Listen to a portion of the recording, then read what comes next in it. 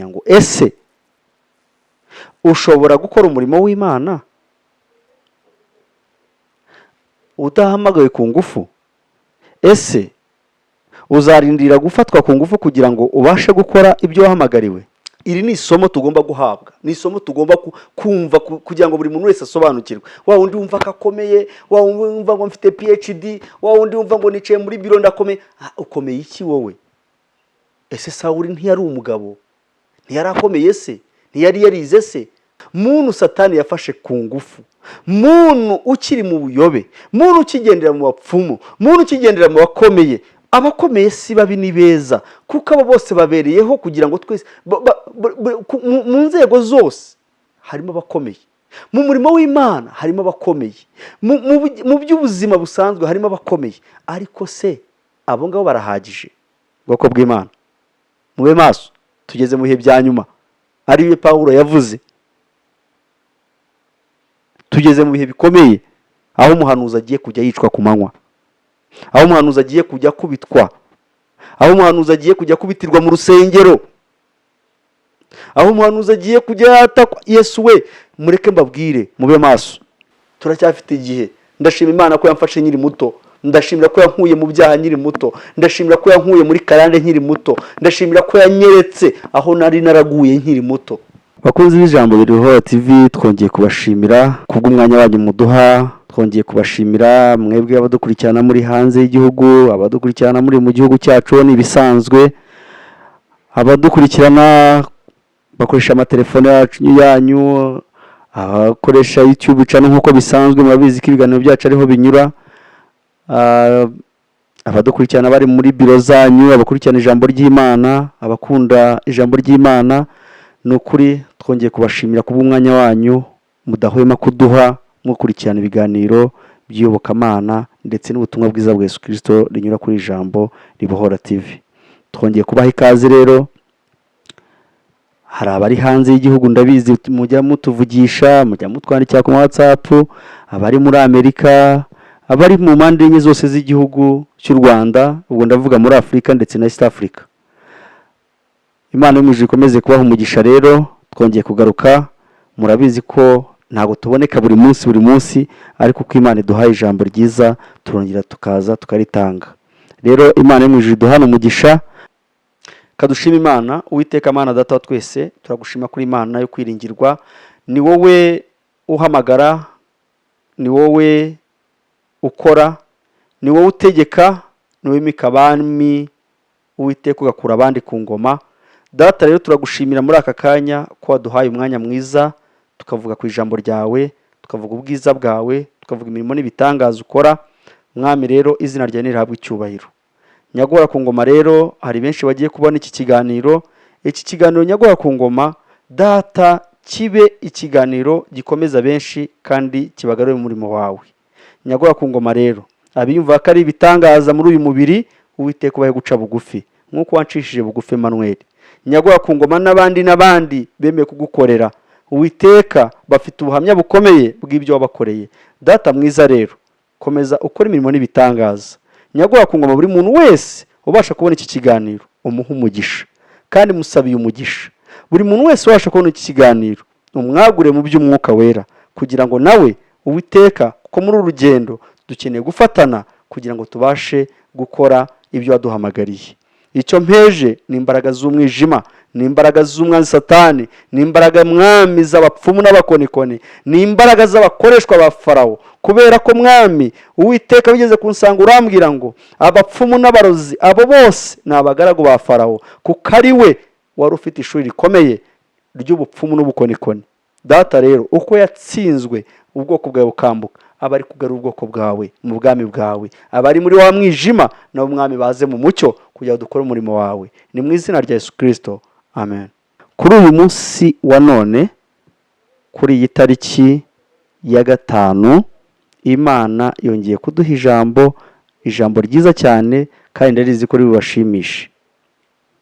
Ni ijambo riboneka muri Bibiliya. Murabizi ko tutajya tuvuga twebwe ibyo twiha. Ubuhanuzi buboneka mu ijambo ry'Imana, ari Bibiliya yera. Ubuhanuzi butavangiye niho buturuka.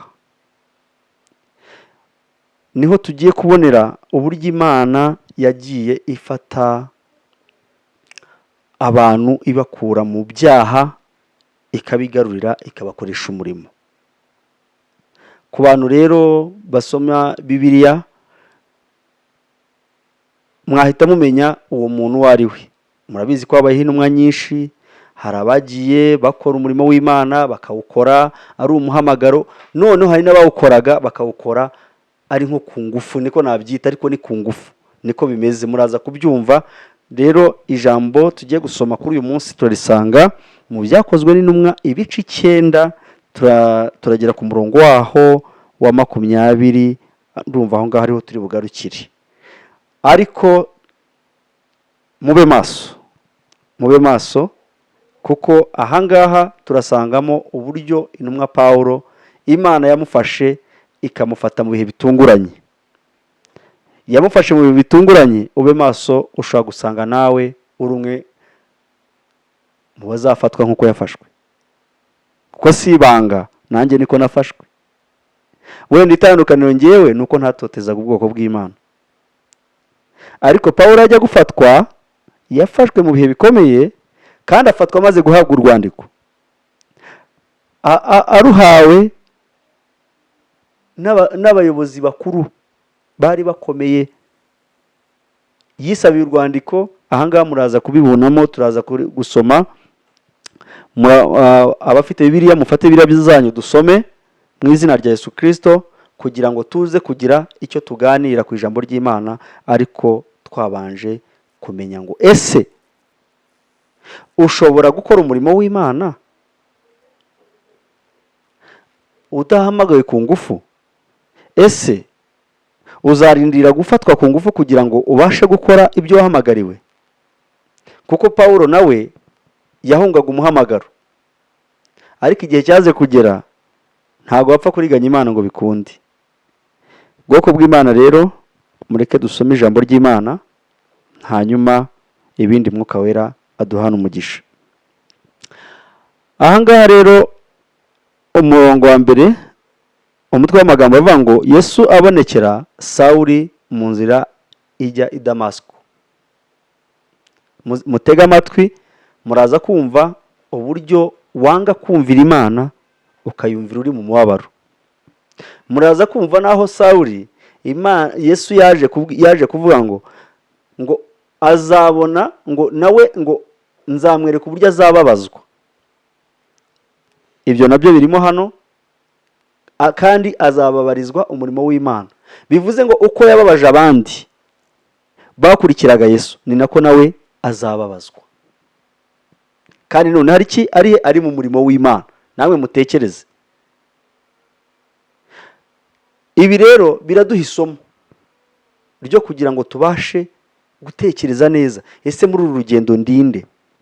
Mwibuke ko Sawuli, Bibiliya itubwira ko yari yarize, afite n'amashuri, yari afite amadiguri, banza hari na PhD ahubwo yari afite.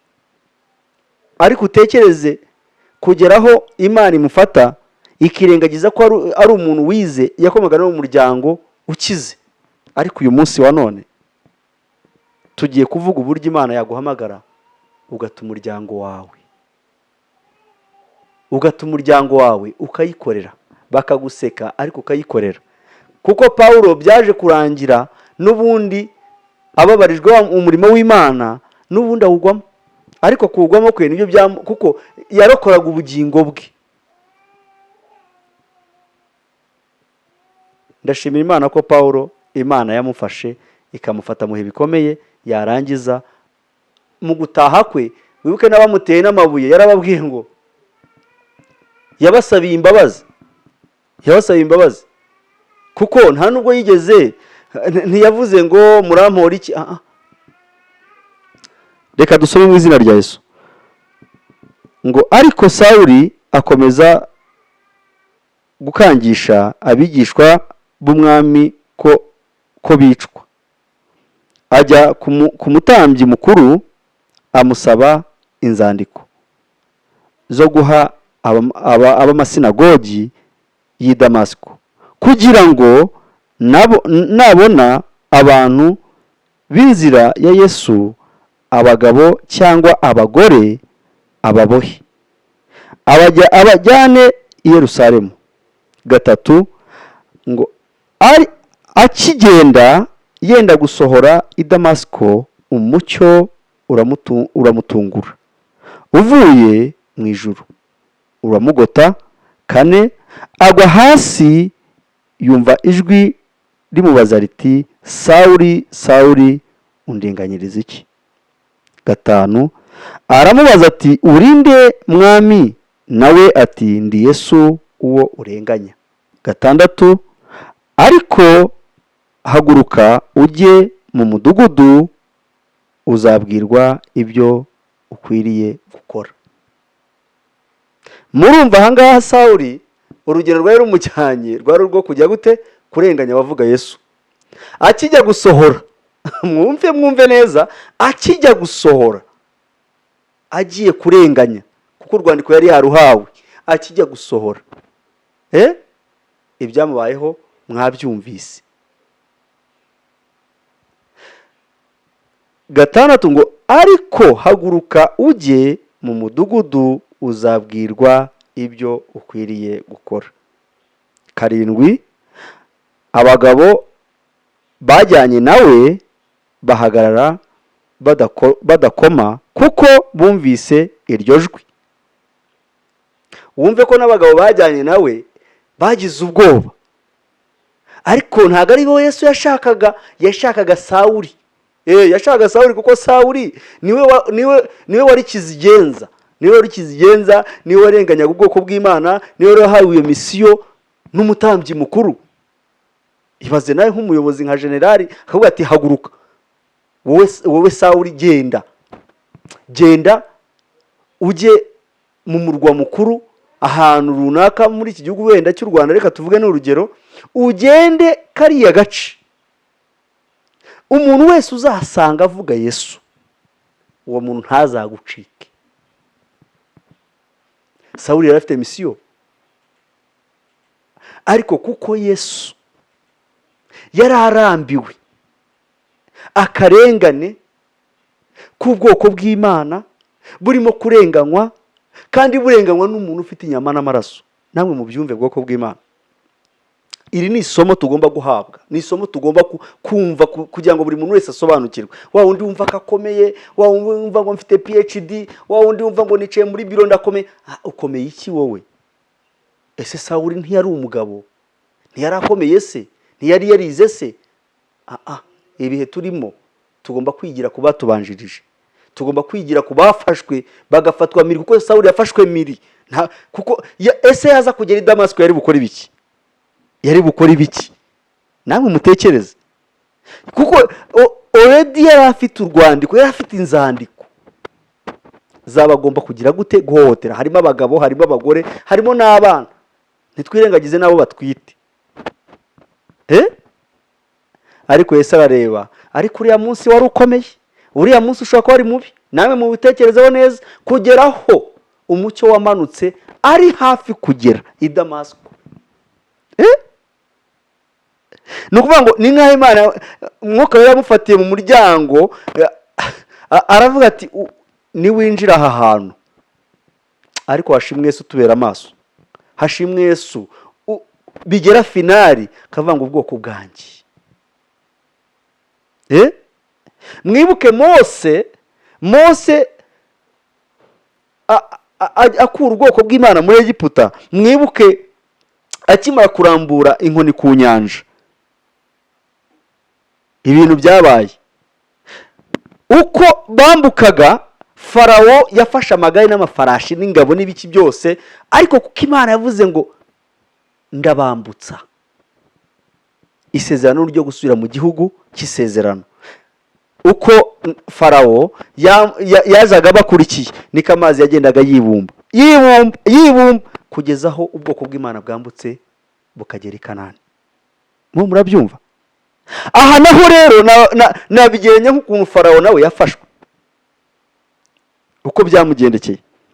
reka dukomeze tugere kuri 7. ngo abagabo bajyanye nawe bahagarara badakoma, kuko bumvise iryo jwi ngo batigeze umuntu babona.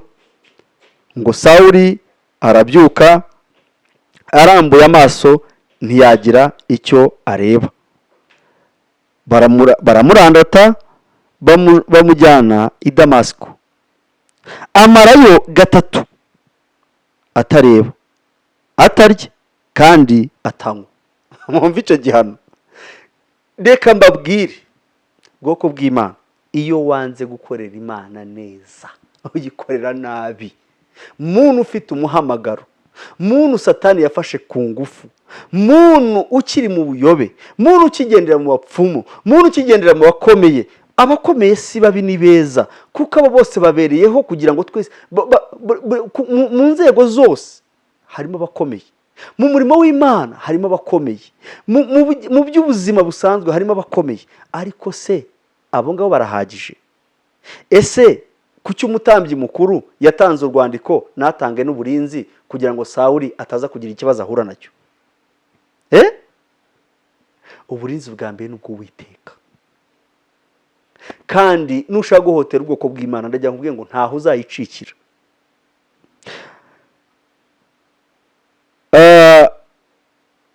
Ku 8 ngo Sawuli arabyuka, arambuye amaso ntiyagira icyo areba.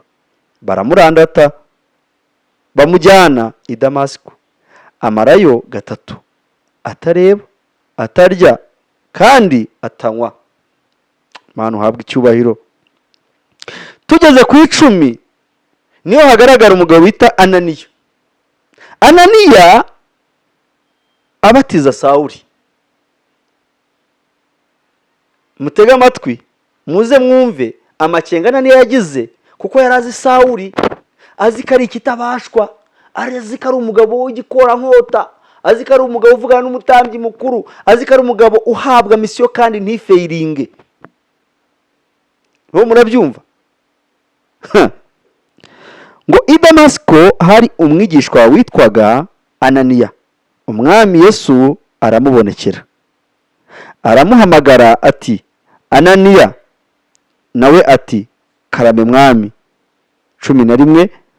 Umwami aramubwira ati, haguruka ujye mu nzira yitwa igororotse, ushakire mu nzu ya Yuda umuntu witwa Sawuli w'i Taruso, kuko ubu ngubu asenga. Mwumvise?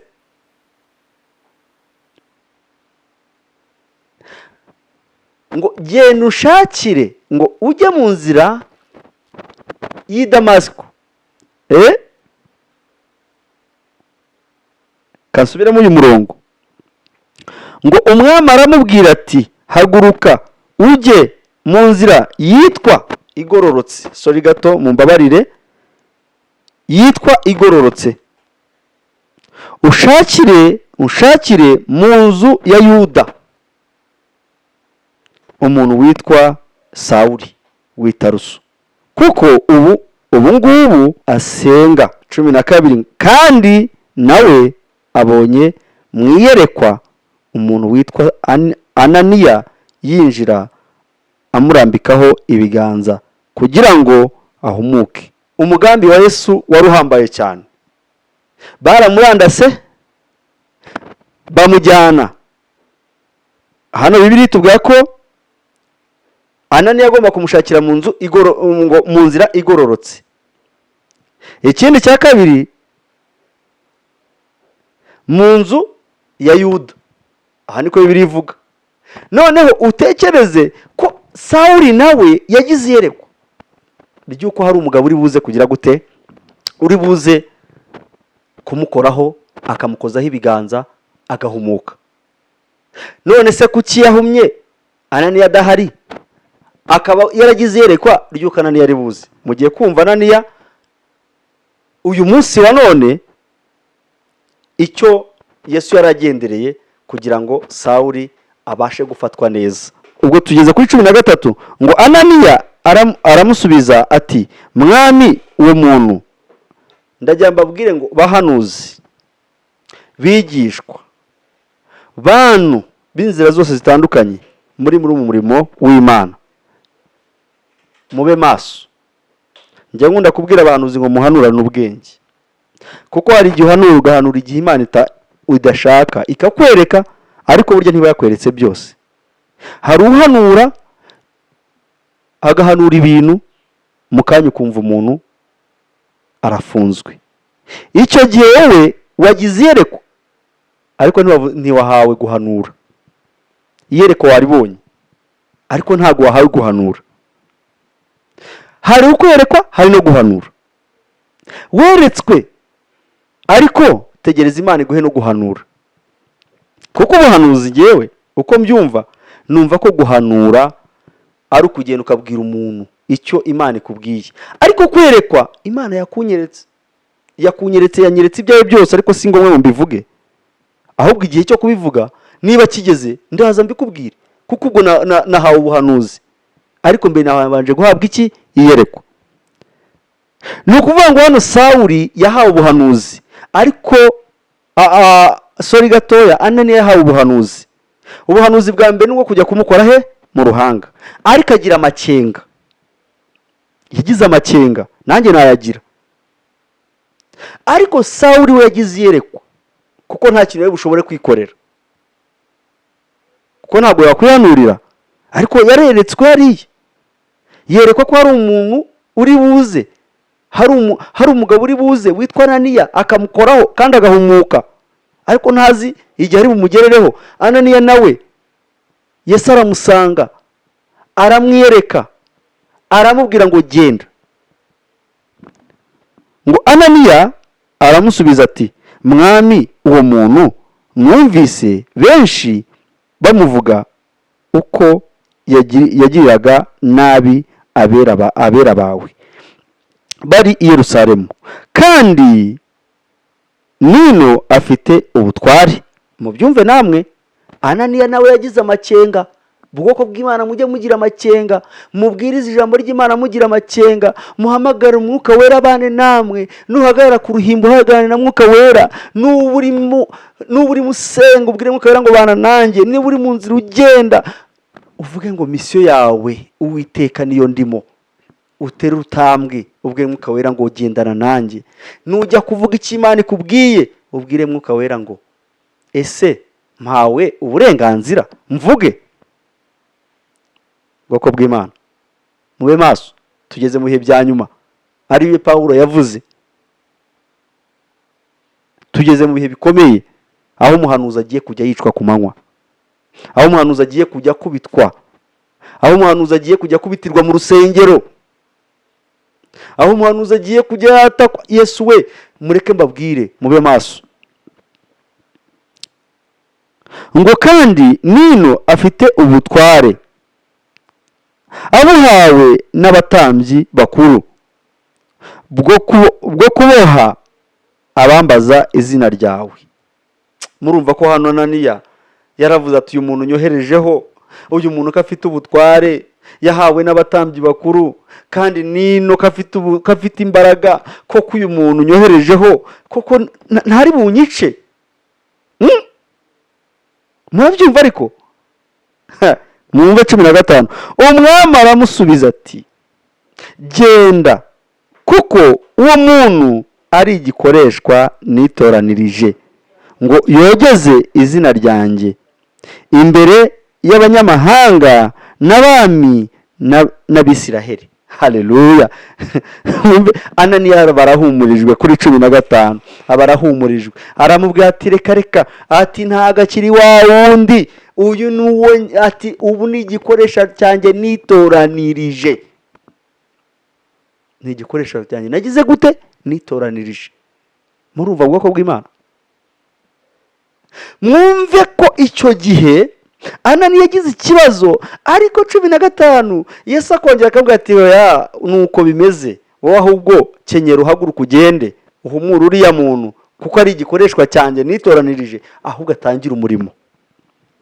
16 ngo nanjye nzamwereka, mutega amatwi, 16 mutega amatwi mwumve ibyo Sawuli, kuko hano Sawuli 16 nicyo kimenyetso cya mbere cyerekana ko niwanga gukorera Imana ku neza uzayikorera ku nabi, kandi uzaryozwa ibyo wakoze muri bya bihe wanze gukorera Imana, ugakora ibyo ushaka. Niba warasambanye, niba warishe, niba warariganyije, ibyo byose uzabiryozwa.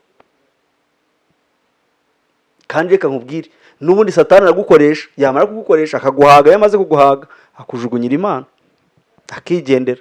Muzarebe umuntu aba ari umusinzi, ari n'umusambanyi, yagera mu byago ngo Mana rwose umbabarire, ngo Mana ngo ibintu nubindeza, ngo Mana nzagushima.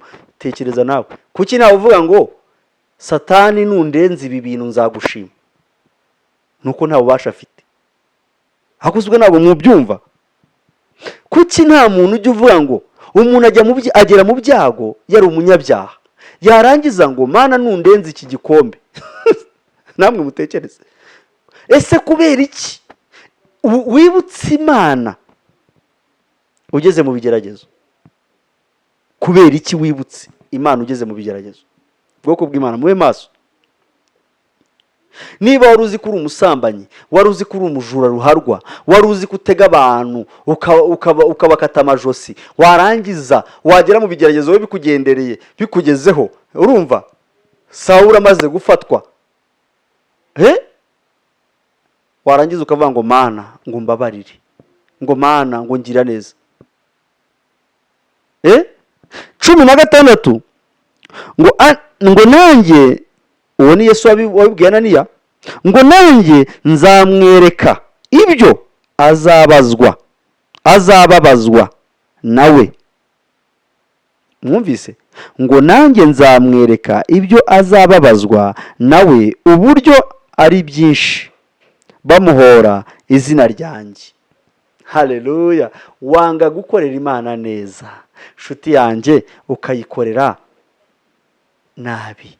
Mureke mbabwire, aha Sawuli nuwabintera mu rushinge sinshobora kubyumva, kuko hano Sawuli ikimenyetso cya mbere nuko yafashwe agiye i Damasiko, icya kabiri 16 urumva, hakongera hakavuga ijambo rivuga ngo nzamwereka uburyo azababazwa, ahorwa iki?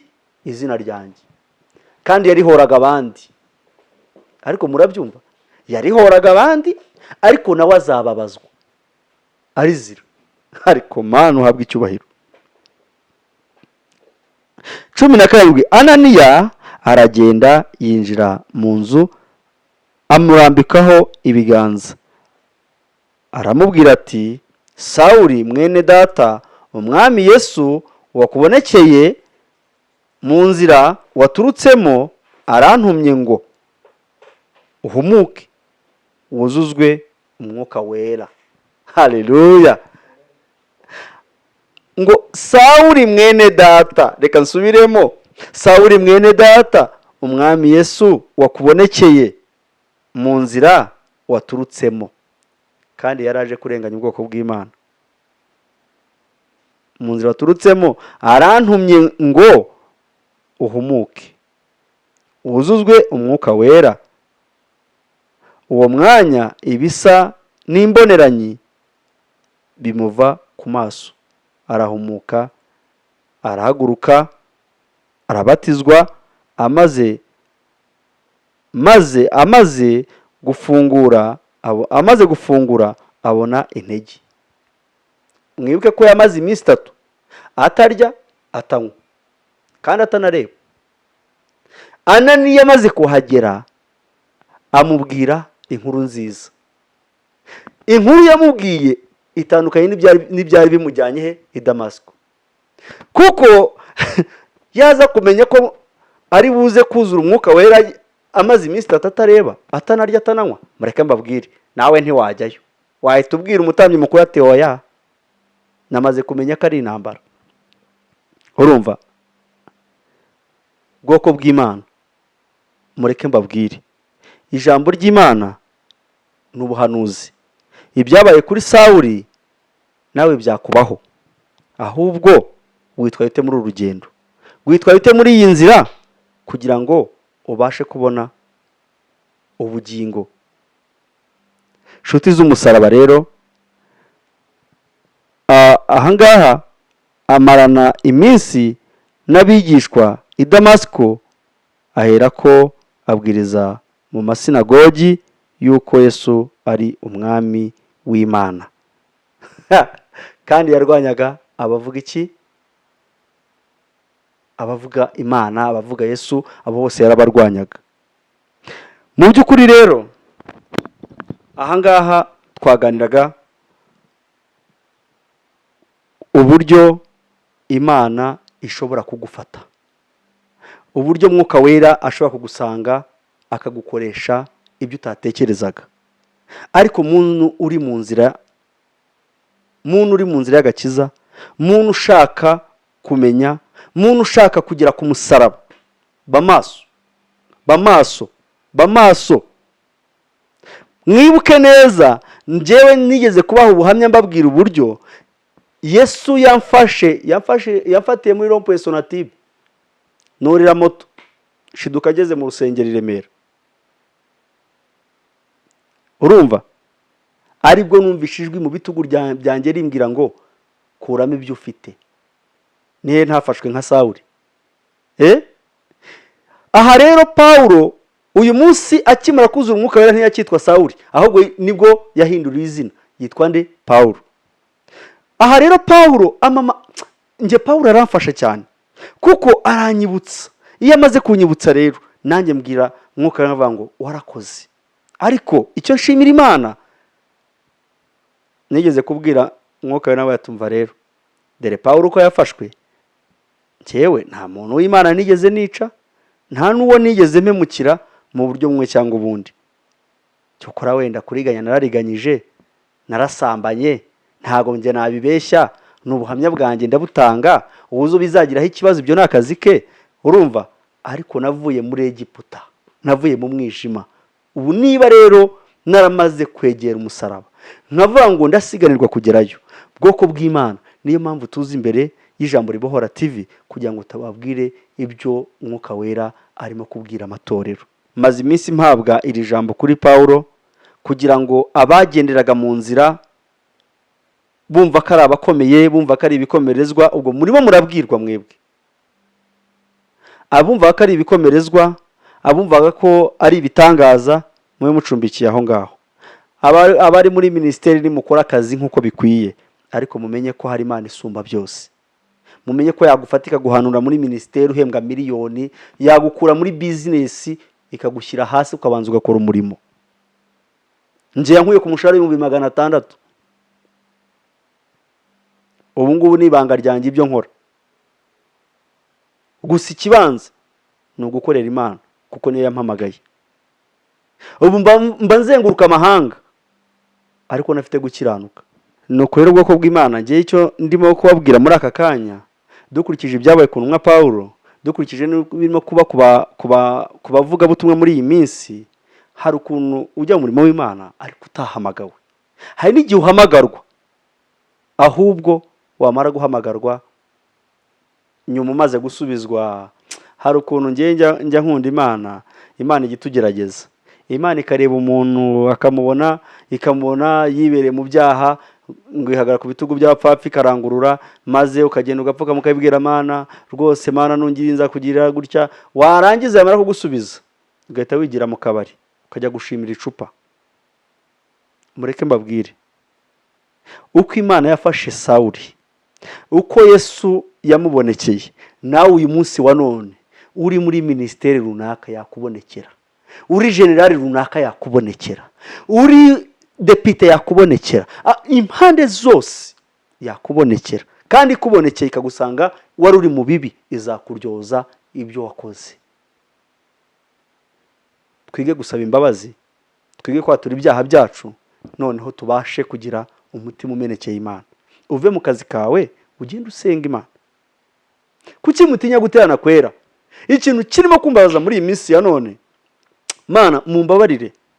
Twavuga kuri Pawulo, ariko reka ngaruke mu buzima busanzwe. Ndimo ndareba abantu barimo gupfa, abantu barapfuye bararangiye, abantu barapfuye bararangiye. Ndimo ndababazwa n'abana b'abasore muri iyi minsi. Pawulo nawe yafashwe akiri muto. Urumva umuntu wari ukirangiza amashuri ntabwo ntekereza ko yarakuze, ntabwo yarakuze.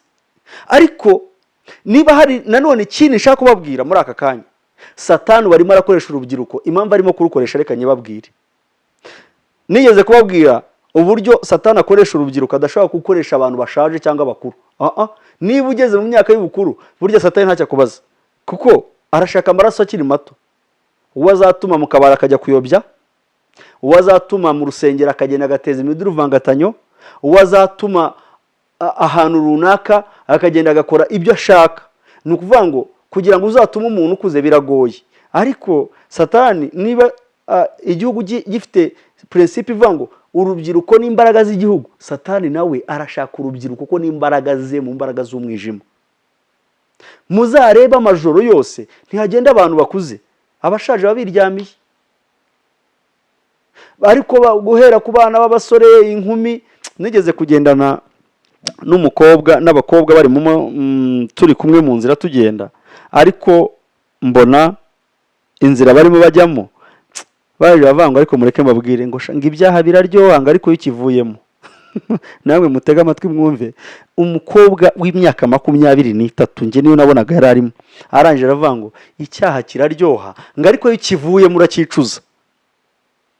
Can you imagine? Mutekereze niba umuntu ajya mu byaha akagenda akanywa ibiyoga bikamwica, yarangiza ejo akibuka ko yakoze icyaha, nanywe inzoga ndasambana. Mu Migani 20 igice cyaho cya mbere yavuga ngo vino ni umukobanyi. Reka kamabasomere ku bantu batarasobanukirwa. Hari abantu bavuga ngo inzoga nta kitwaye ngo ibiki, ariko ngiye kubabwira ububi bw'inzoga n'uburyo Imana ibona inzoga. Ngo Imigani igice cya 20 umurongo wa mbere ngo vino ni umukobanyi, inzoga irakubaganisha, kandi uwushukwa nayo ngo uwushukwa nabyo ntagira ubwenge. Hari ikindi mushaka? Vino ni umukobanyi, inzoga irakubaganisha, kandi uwushukwa nabyo nta bwenge afite. Uzareba umuntu anywa inzoga agata ubwenge, akagera mu rwego akubita umugore, agakubita abana, agahuga ibiki byose. Ubwo se murambwira ni hehe ubuyinywa bafite ubwenge? Ni hehe se umwana w'umukobwa waraye mu kabari azaza akaba mama w'abana? Ni hehe umusore wagiye mu kabari azaza akitwa papa w'abana? Ni hehe umugabo ufite abana babiri mu rugo n'umugore waraye mu kabari agasanga umugore mu gitondo akaza amusindira azaba umuntu muzima? Umurumva afite ubwenge? Niyo mpamvu Imana yaduhaye umwanya mu bihe nk'ibi byo kuza ku Ijambo Ribohora TV, kugira ngo twongere tugirane inama mu by'umwuka wera, twongere tugirane inama, buri muntu wese yimenye, yisobanukirwe, amenye atari ko se nkanjye Rudasingwa Emmanuel, nkanjye Rudasingwa uri mu byaha, nkanjye urimo kugenda uko Imana idashaka. Buretse ko yuri muri ibyo ngibyo Satani abakwereka ko uri mu bizima, ariko iyo umaze kubivamo, nshuti y'umusaraba urabyicuza. Mureke tureke kwicuza, turacyafite igihe. Ndashima Imana ko yamfashe nkiri muto, ndashimira ko yankuye mu byaha nkiri muto, ndashimira ko yankuye muri karande nkiri muto, ndashimira ko yanyeretse aho nari naraguye nkiri muto. Rimwe nigeze kujya gusengera ahantu, Mwuka Wera nyereka igicu nari ndimo, mbona igihugu nari ndimo n'umwijima gusa, umwijima urimo amatara. Mutekereza amatara yo ku muhanda, nkabona uragenda imodoka nyinshi, nkabona amatara ku mazu, ariko nareba ikirere nkabona kirijimye. Mwuka yarangije arambwira ngo dore ngo nagukuye hariya, ariko ni habi. Uwiteka Imana Data wa twese, Imana Mwana, Imana Mwuka Wera ibakure muri icyo gicu cy'umwijima. Ndashima Imana rero muri aka kanya, ndashimira ko dusangiye kubwira ijambo, kandi inshuti z'umusaraba ndashimira abakora subscribe, ndashimira abakora like. Nukuri pe mudutera inkunga mu buryo bwose, kuko iyo ukoze subscribe ijambo ry'Imana rigera kuri benshi, kandi ikindi iyo ukoze like abantu babasha kubona ubutumwa bwiza. mutabonye ubutumwa bwa Sawuli, uburyo Sawuli yafashwe abantu bajyaga babishidikanyaho bakibaza ati ariko Paulo bajya bavuga, Paulo bavuga ngo yarafunzwe, Paulo bajya bavanga Imana ngo yakoreye Imana kandi yarenganyaga ubwoko bwa, nuko Paulo yafashwe. Uko dushobozwe tuzaya tugenda tubabwira mu bindi bice bisigaye kugera kuri 28 muzagenda mubona uburyo Paulo yagiye arenganywa nawe, nkuko hano ijambo ribituye kuri 16 yagiye arenganywa, ariko kubera ko yarabiza ari isezerano yabyihanganyemo arinda asoza urugendo, anasabira n'abamwica imbabazi kandi bamuteye amabuye. Rero inshuti z'umusaraba, inshuti z'ijambo ribohora TV, no kuri Imana yo mu ijuru ikomeze kubaha umugisha kubw'umwanya wanyu muduha tukabasha kuganira ku ijambo ry'Imana. Erega n'Imana yaduhamagariye umurimo, n'Imana yaduhamagariye umurimo, ntabwo twe twihamagaye. Niyo mpamvu rero tugomba gufungura amatwi yacu, amatwi y'umubiri n'ay'umwuka wera, tukabasha kumva. Rubyiruko, mube maso, dore tugeze mu bihe bya nyuma. Tugeze mu bihe tugomba gukorera Imana tudakoreshejwe ku ngufu. Uko niko kuri kwanjye. Rero Imana yo mu ijuru ikomeze kubaha umugisha, kandi ubu rwose ndagira mbabwire ngo hari abantu bagiye bibaza bakibaza atari ko si umuntu Emmanuel Rudasingwa uvugira Imana, uyu muntu ko duheruka atanga ubuhamya bw'ibyamubayeho, ese ni ari traumatize cyangwa nje ndi muzima?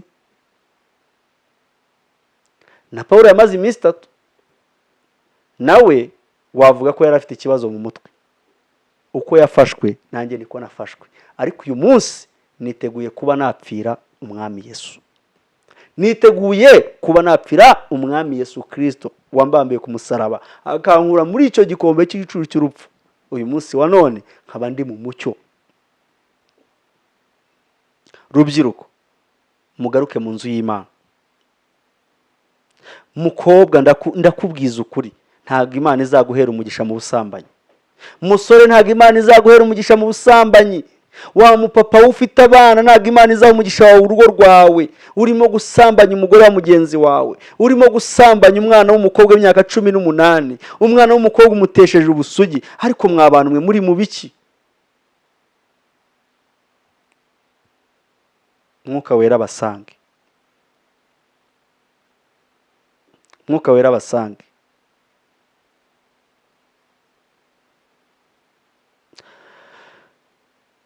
Rero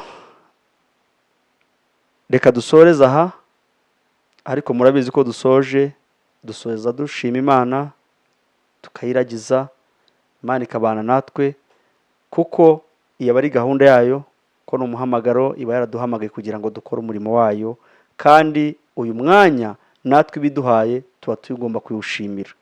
Hari benshi baba bagiye mu mirimo itandukanye, ariko twiyo turi imbere ya kamera nukuri mujye mubona ko ari by'agaciro. Natwe ntago ari twe twagombye kujya muri ibyo byose, ariko iby'isi twarabiretse. Soko tudafite ibidutunga mu buryo bw'umubiri, ariko iby'indamu z'ibihe birebire ntabyo dufite, ntabyo dushaka. Ahubwo icyo dushaka, turashaka kubanza kubagarira ubugingo, hanyuma ibindi byose ngo mushaka gukiranuka, ibindi byose ni nyongera. Kadushima Imana. Uwiteka Mana data wa twese, turagushima kuri Imana yo kwiringirwa. Ni wowe uhamagara, ni wowe ukora, ni wowe utegeka, ni wowe mikabami. Uwiteka ugakura abandi ku ngoma. Data rero turagushimira muri aka kanya ko waduhaye umwanya mwiza, tukavuga ku ijambo ryawe, tukavuga ubwiza bwawe, tukavuga imirimo n'ibitangaza ukora. Mwami rero izina ryawe nirihabwe icyubahiro. Nyagora ku ngoma rero, hari benshi bagiye kubona iki kiganiro. Iki kiganiro nyagora ku ngoma, Data, kibe ikiganiro gikomeza benshi kandi kibagarure mu murimo wawe. Nyagora ku ngoma rero, abiyumva ko ari ibitangaza muri uyu mubiri, Uwiteka ubahe guca bugufi nk'uko wancishije bugufi Emmanuel. Nyagora ku ngoma n'abandi bemeye kugukorera, Uwiteka bafite ubuhamya bukomeye bw'ibyo wabakoreye. Data mwiza rero, komeza ukora imirimo n'ibitangaza. Nyagora ku ngoma buri muntu wese ubasha kubona iki kiganiro, umuha umugisha kandi musabiye umugisha. Buri muntu wese ubasha kubona iki kiganiro, umwagure mu by'umwuka wera, kugira ngo nawe Uwiteka, kuko muri uru rugendo dukeneye gufatana kugira ngo tubashe gukora ibyo waduhamagariye. Icyo mpeje ni imbaraga z'umwijima, ni imbaraga z'umwanzi Satani, ni imbaraga mwami z'abapfumu n'abakonikoni, ni imbaraga z'abakoreshwa ba Farawo, kubera ko mwami Uwiteka bigeze kunsanga urambwira ngo abapfumu n'abarozi abo bose ni abagaragu ba Farawo, kuko ari we wari ufite ishuri rikomeye ry'ubupfumu n'ubukonikoni. Data rero, uko yatsinzwe ubwoko bwawe bukambuka, abari kugarura ubwoko bwawe mu bwami bwawe, abari muri wa mwijima nabo mwami baze mu mucyo kugira ngo dukore umurimo wawe. Ni mu izina rya Yesu Kristo, amen.